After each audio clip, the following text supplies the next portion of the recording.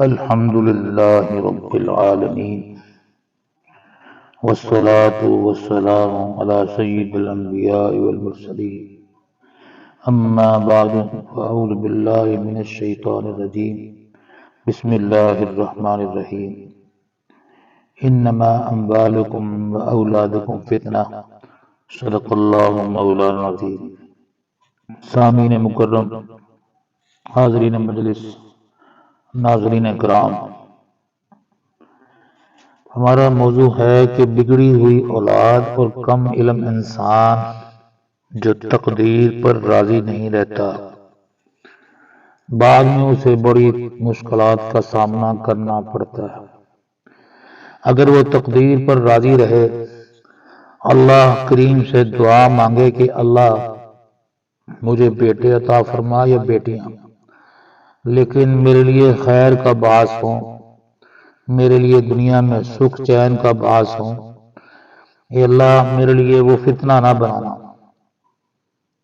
تو پھر وہ اس دعا کی برکت سے بہت ساری آزمائشوں سے بچا رہتا ہے۔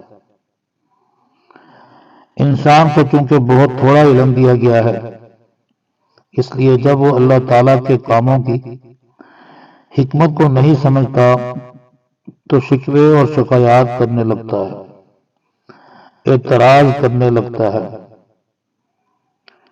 یوں کہا جائے تو بہتر ہوگا وہ بغاوت پر اتر آتا ہے۔ حالانکہ بیچارے کم علم انسان کو کیا معلوم کہ اس کے حق میں بیٹیاں بہتر ہیں یا بیٹے۔ ممکن ہے کہ جس بیٹے کے لیے وہ اتنے اصرار اور تسلسل کے ساتھ دعائیں مانگ رہا ہے، وہ اس کے لیے حضرت نوح علیہ السلام کے بیٹے کنعان جیسا نہ بن جائے۔ جس بیٹے کے بارے میں وہ آس لگائے بیٹھا ہے کہ وہ میرے بڑھاپے کا سہارا بنے گا، ہو سکتا ہے کہ وہ بڑا ہو کر اپنے باپ کے دوسرے سہارے بھی چھین نہ لے۔ ایسے ہماری خانقاہ میں اکثر واقعات بیان کیے جاتے ہیں کہ حضرت کسی کو ہم بتا نہیں سکتے، پال پوس کر بیٹی کو جوان کیا تھا، وہ گھر کا سارا سامان لے کر اپنے دوست کے ساتھ نکل گئی۔ ایسے ہی ایک صنعت کار نے اپنا واقعہ سنایا کہ میں نے پوچھا کہ آپ کو فالج کیسے ہوا؟ وہ رو پڑے، آنکھوں سے آنسو گرے، کہنے لگے مجھے اللہ نے بیٹیاں دی تھی، میں دنیا میں جہاں کسی اللہ والے کا دربار ہوتا اس کی معرفت اللہ سے دعا مانگتا، یہاں تک کہ بہت سارے صحابیوں کی درگاہوں پہ جا کر ان کی معرفت اللہ سے دعا کی، تو اللہ کریم نے ایک بیٹا عطا فرمایا۔ اب وہ 4 بہنوں کا اکلوتا بھائی تھا۔ فرمانے لگے جوان ہو کر اس نے مجھے کڈنیپ کیا، میری ساری دولت اپنے نام لکھوائی، تو جب میں نے ڈاکوؤں کی سلپ دیکھی جو میرے آگے رکھی گئی اور ساتھ ہی بیٹا سامنے آ گیا، کہنے لگا آپ نے تو سب کچھ بیٹیوں کو دے دینا تھا۔ تو اس وقت کہتے ہیں میں نے لکھ تو دیا، لیکن مجھ پہ پھر فالج کا حملہ ہوا، تو آج میں مزدوری کی زندگی گزار رہا ہوں۔ ایک گوار کا مشہور واقعہ ہے کہ اس نے اپنے ہاں سرداروں کو دیکھا کہ وہ بڑی ٹھاٹ باٹ کے ساتھ زندگی گزار رہے ہیں، گھوڑوں پر سوار ہوتے ہیں، تو اسے بھی گھوڑ سواری کا شوق ہوا۔ بیچارہ غریب آدمی تھا، اتنی سخت تو نہیں تھی کہ گھوڑا خرید سکے، چنانچہ دن رات اللہ سے دعائیں کرنے لگا، اللہ مجھے بھی ایک گھوڑا عطا فرما دے، بس اور کچھ نہیں مانگتا، ایک عدد گھوڑا عنایت فرما دے۔ ہر وقت چلتے پھرتے اٹھتے بیٹھتے یہی دعا کرتا رہتا، اللہ کریم گھوڑا دے دے۔ اتفاق سے ایک دن وہ کسی کام سے جنگل میں گیا، رات کا وقت تھا، وہاں شہر کے کوتوال کا گزر ہوا، اس کی گھوڑی نے جو کہ گابن تھی وہیں جنگل میں بچے کو جنم دیا۔ گھوڑی کے بچے کے لیے چلنا پھرنا مشکل ہو رہا تھا۔ کوتوال نے ادھر ادھر دیکھا، نظر دوڑائی تو اسے یہ گوار نظر آ گیا، جو کہ حسب معمول گھوڑا دے دے کا ورد کر رہا تھا۔ کوتوال نے ایک چپڑ رسید کی اور کہا اس بچے کو گردن پر اٹھاؤ اور شہر تک پہنچانا۔ وہ بیچارہ مرتا کیا نہ کرتا، کوتوال کے حکم کو ٹالتا جو اسے ناممکن نظر آ رہا تھا۔ اس نے اس بچے کو اپنے کندھوں پر اٹھایا، شہر کی طرف چل پڑا۔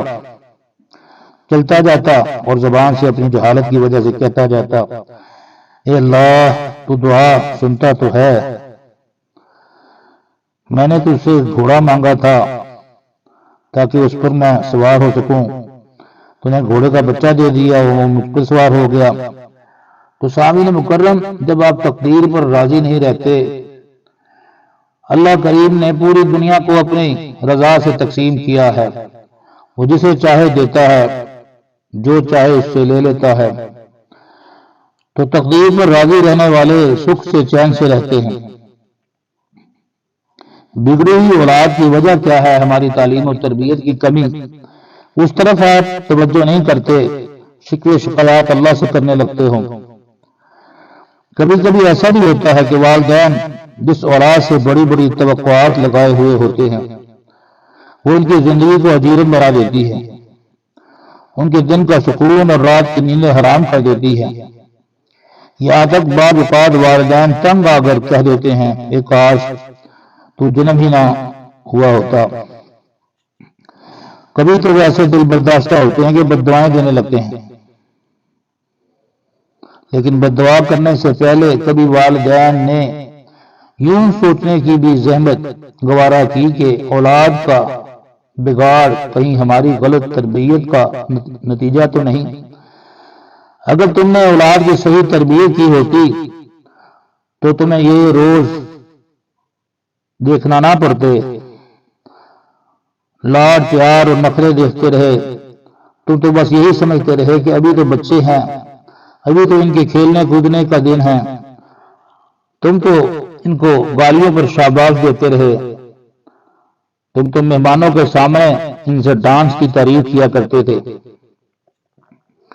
یہ ماں جو آج بگڑی ہوئی اولاد سے پریشان ہے، اس وقت کتنے فخر سے سینہ پھیلا کر کہتی تھی، ارے دیکھو ماشاءاللہ میری بیٹی صرف 7 برس کی ہے مگر کتنی مہارت سے ڈسکو ڈانس کرتی ہے، اور منع کو دیکھو ابھی 6 برس کا ہے مگر فلاں فلاں گانا اس کو پورا یاد ہے۔ یاد رکھو تم اپنی ہی بوئی ہوئی فصل کو کاٹ رہے ہو۔ اگر تم کیکر کا درخت اگاؤ گے تو اس پر گلے لالا اگنے کی توقع نہ رکھو، یہ میری حماقت ہے، سراسر نادانی ہے۔ جو کچھ آپ یاد رکھو کھاتے پیتے ہو حلال اور حرام، اس کا خون بنتا ہے، اس سے نسل چلتی ہے۔ یہاں تک بزرگوں نے فرمایا کہ اگر آپ بولتے ہیں نا جو اس کا اثر بھی اولاد پہ ہوتا ہے، آپ کے قول فعل عمل کا، کھانے پینے کا، اٹھنے بیٹھنے کا، پھر آپ شکوے شکایات کرنے لگتے ہو نعوذ باللہ اللہ سے، یہ غلط بات ہے۔ خود پر توجہ کرو اور اپنی اصلاح کرو، اپنے بچوں کی اصلاح کرو، انشاءاللہ اللہ کا فضل و کرم ہو جائے گا۔ اللہ تعالی ہمیں یہ سمجھنے کی توفیق عطا فرمائے اور ہمارے بچوں کو صراط مستقیم پر چلنے کی توفیق عطا فرمائے۔ صدق اللہ مولانا العظیم۔